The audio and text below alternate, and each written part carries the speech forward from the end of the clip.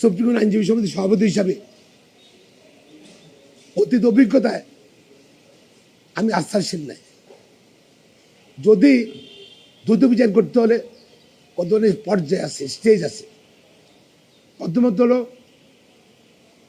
পর্যাপ্ত সাক্ষী নিয়ে চার্জশিট দিতে হবে।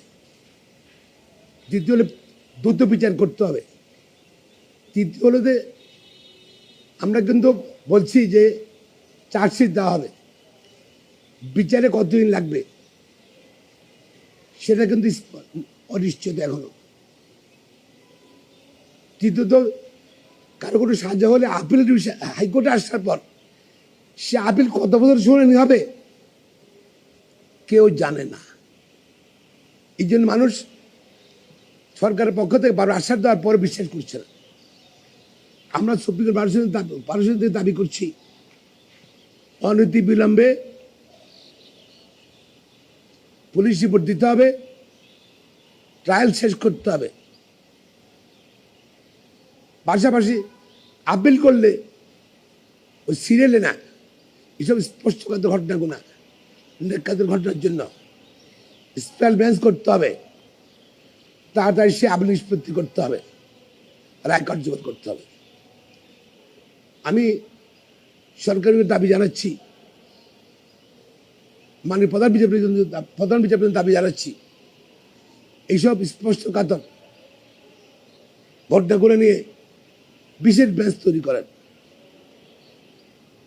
বিশেষ বেঞ্চ করলে তাড়াতাড়ি আপিল নিষ্পত্তি হবে, জনগণ বিচার হয়েছে দেখতে পারবে, বুঝতে পারবে।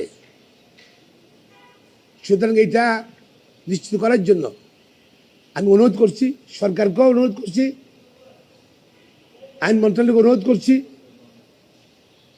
সেই বিচারকে নির্দেশ দেওয়া হয় যে ট্রাইব্যুনালে যাবে, তাড়াতাড়ি এই বিচার নিষ্পত্তি করতে হবে। আর যদি সাজা হয় সুপ্রিম কোর্টও খুব তাড়াতাড়ি সে আপিল নিষ্পত্তি করতে হবে, রায় কার্যকর করতে হবে। স্পষ্ট হবে, আমি মনে করি সরকার পক্ষ থেকে আরও স্পষ্ট করা উচিত, তবেই জনগণের আস্থা আসবে। সুপ্রিম কোর্ট আইনজীবী সমিতির সভাপতি হিসাবে আমি এই দাবিগুলো জানাচ্ছি। পাশাপাশি নৃশংস, নির্লজ্জ, ন্যাক্কারজনক ঘটনার জন্য সমগ্র জাতি আজকে অসম্মানিত, হৃদয়ে রক্তকর হচ্ছে, আমাদের হৃদয়ে রক্তকর হচ্ছে। আইনজীবী হিসাবে আমরা নিন্দা জানাচ্ছি এবং দ্রুত বিচারের বিচার এবং রায়ের কার্যকর করার জন্য দাবি জানিয়ে আমার বক্তব্য শেষ করছি ব্যাপারে।